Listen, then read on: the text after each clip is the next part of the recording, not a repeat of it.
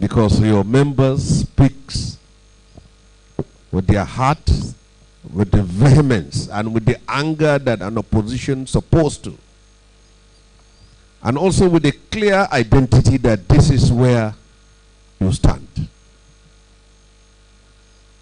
If there was, the Labour Party came because other parties that are supposed to play the role of opposition refused to do that, or failed to do that. For those of you who are elected into office, especially those from the National Assembly, who are going to the National Assembly, there will be a lot for you to fight for. Because you will find yourself in a situation where you have to work with people who are opposite of the manifestos of your party. And you also have to stand for the reasons to which you are elected. This is not going to be easy, because you didn't come to office because you had a godfather, and you didn't come to office because somebody paid for you. You come to office because of a hurricane of an anger by an angry Nigerians who are still angry, and who wants you to be there very angry, angrier than them.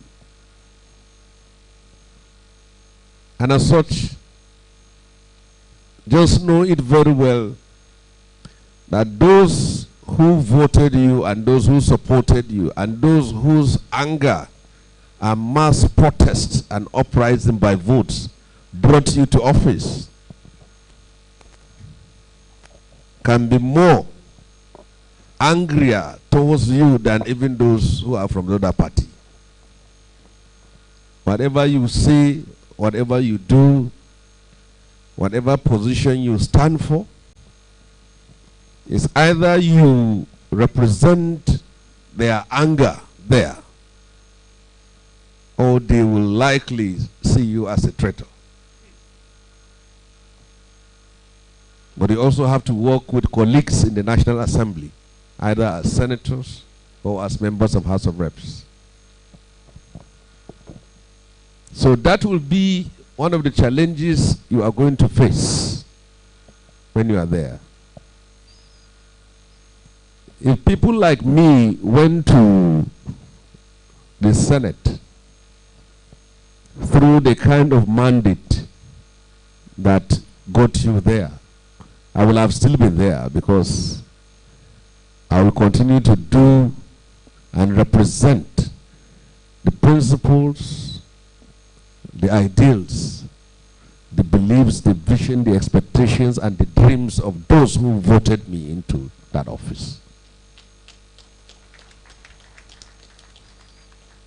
People go to the National Assembly for a number of reasons.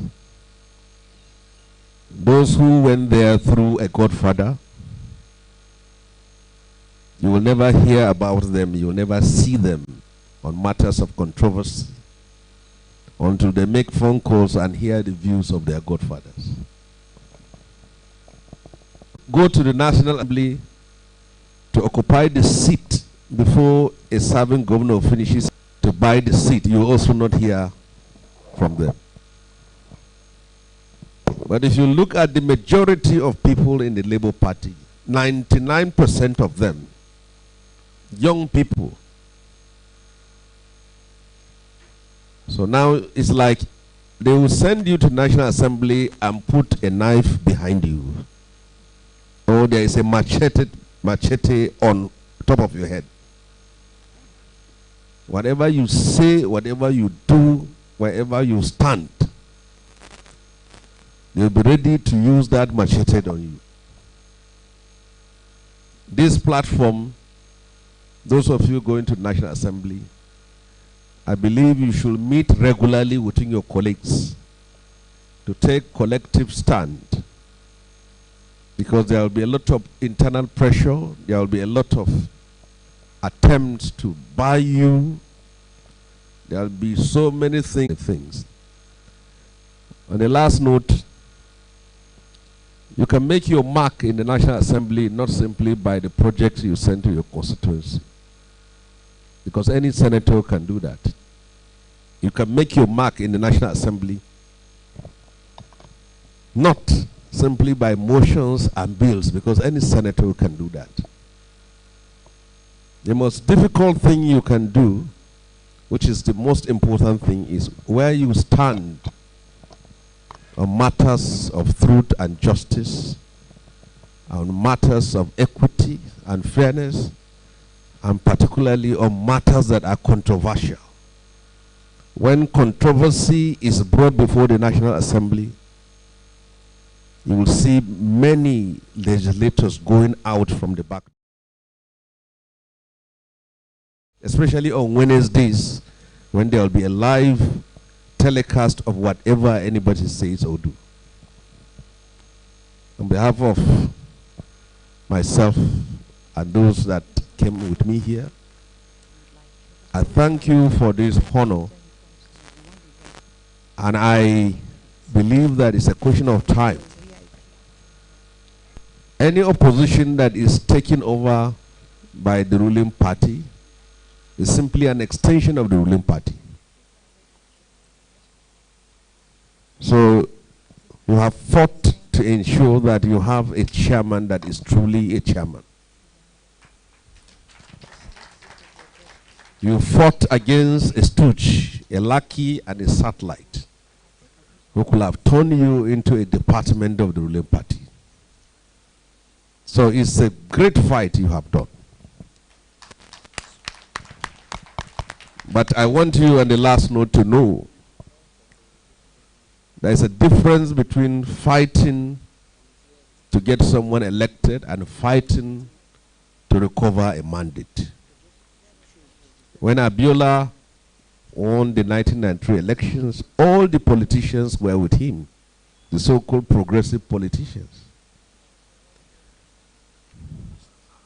And then when it came to the issue of recovering his mandate, 95% of the politicians disappeared and left him with the civil society. They left him with Campaign for Democracy, they left him with Labour, they left him with ASU, they left him with NANS, they left him with Pengasan, they left him with the Nigerian media. When you go to his house, it was the civil society that occupied his sitting room, and they are the ones on the street protesting. Because the first point of a politician is survival. Fighting for mandate comes with a lot of sacrifice and consequences. Those that most likely will stand for you during that fight are those who are not expecting any favor from the political establishment, or those who have nothing to fear. And for the leader who is also fighting for his mandate, he should know very well that he is at the front burner. His businesses may suffer, and he may pay price for standing up against establishment. Today, Abure is no more,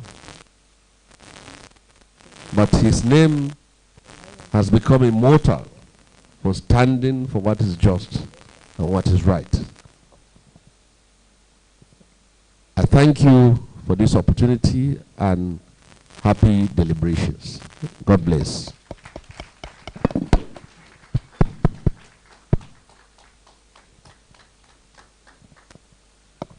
Thank you very much, sir. Our distinguished Senator Sani. Thank you very much for that. Yes, you may. Okay. We have in our midst Engineer Emelu Ikechukwu, the Deputy Governor-elect, Abia State, and he's here in his personal capacity representing Dr. Alex Chioma Oti and the people of Abia State. So, we've all been seated here a while, and I'd like to announce something that is very dear to our hearts. So, Labour Party, while our name is Labour Party, we know how to enjoy ourselves. So it's my privilege to let us know that we're having a 10 to 15 minute tea break. So please let us be on time. For those who are, the ushers will usher our VIP guests to my left, and all the other guests will be attended to on my right. So please, let's be on time and let's have some tea.